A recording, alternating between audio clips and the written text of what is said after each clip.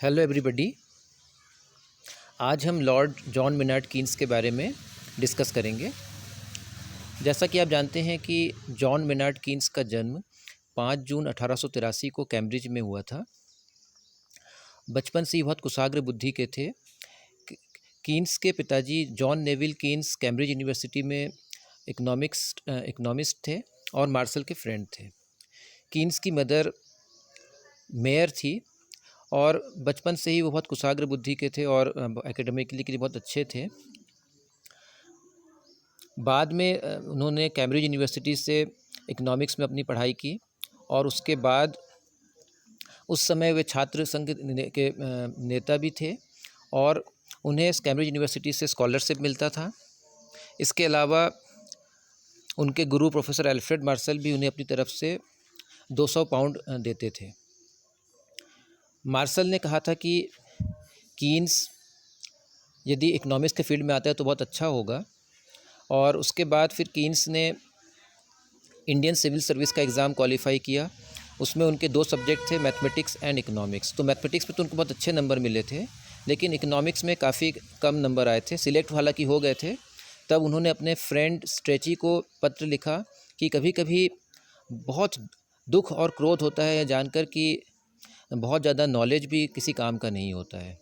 जिन लोगों ने मेरी इकोनॉमिक्स की कॉपी चेक करके मुझे कम नंबर दिए, उन्हें कुछ भी इकोनॉमिक्स नहीं आता है। एक दिन मैं उन्हें दिखा दूंगा कि इकोनॉमिक्स में मैं क्या चीज़ हूँ। उसके बाद वो इंडिया में रहे और इंडियन करेंसी एंड फाइनेंस उनकी रिपोर्ट पब्लिश हुई।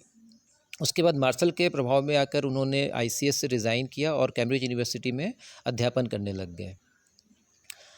इसी दौरान प्रथम विश्व युद्ध वगैरह भी हुआ और इकोनॉमिक कॉन्सिक्वेंस ऑफ पीस उनकी बुक पब्लिश हुई और उस समय वे ट्रेजरी के सलाहकार थे। वहाँ से उन्होंने रिज़ाइन किया।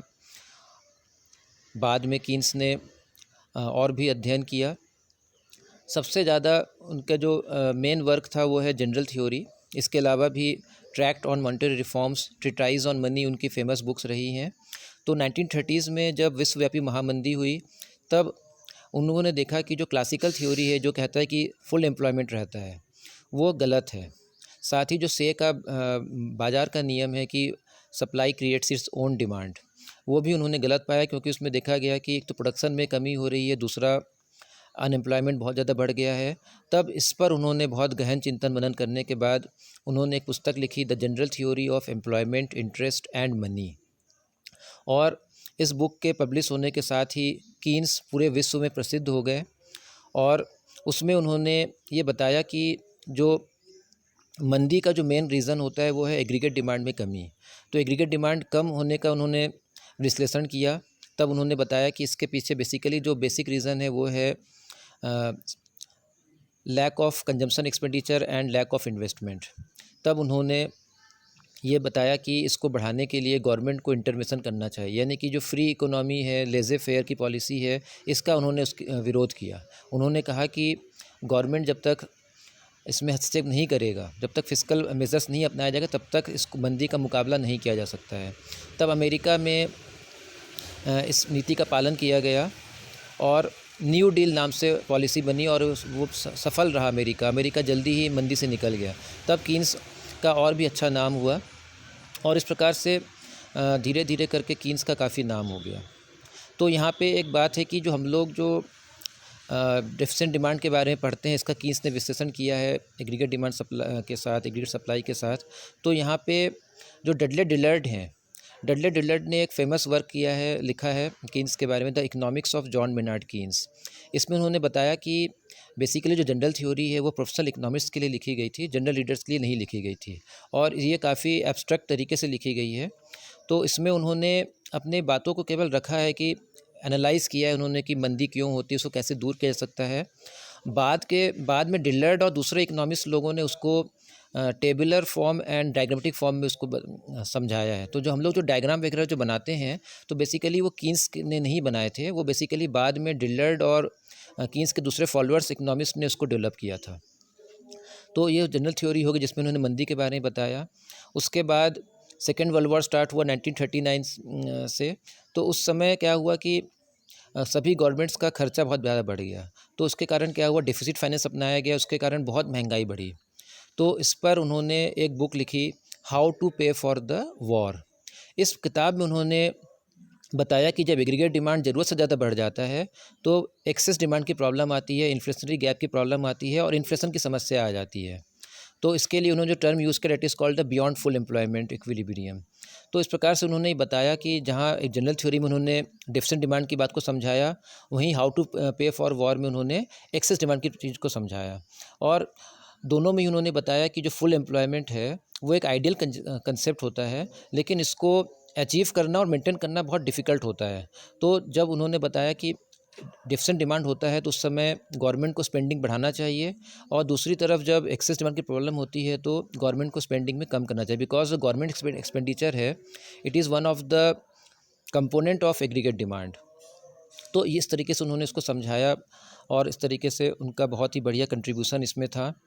और जहाँ तक उनके पर्सनल लाइफ की बात है तो कीन्स नृत्य, संगीत और थिएटर के भी शौकीन थे, थिएटर जाया करते थे। तो वहाँ उनका रसियन बैले डांसर लोकोबो से उनका परिचय हुआ और फिर उनसे उनका विवाह हो गया।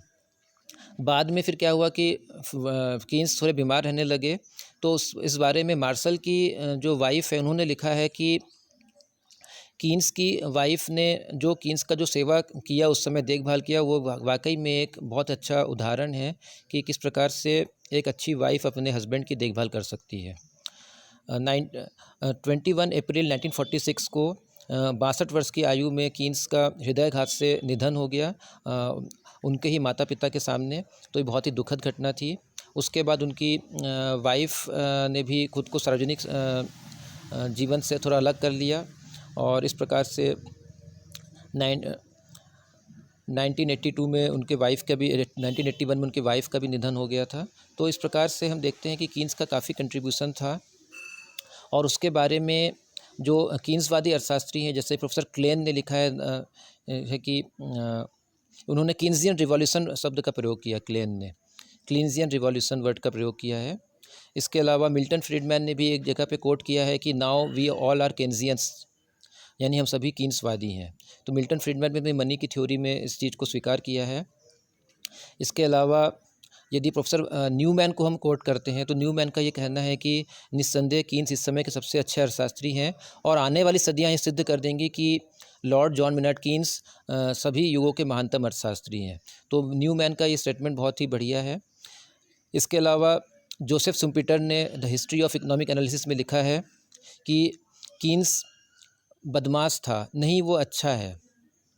कीन्स मूर्ख है, नहीं वह बहुत बुद्धिमान है। कीन्स ऐसा है, नहीं कीन्स वैसा है। जिस व्यक्ति के बारे में इस प्रकार की बहुत सारी विरोधाभासी बातें की जाती है, निस्संदेह वो व्यक्ति बहुत ही महान है। इस प्रकार से शुम्पीटर ने भी कीन्स की महत्ता को स्वीकार किया है।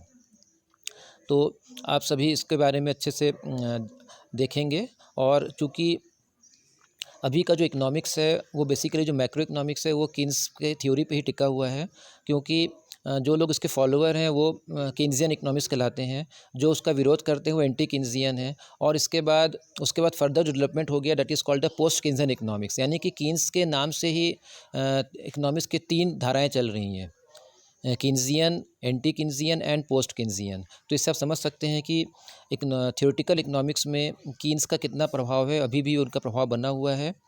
धन्यवाद, आपका दिन शुभ हो।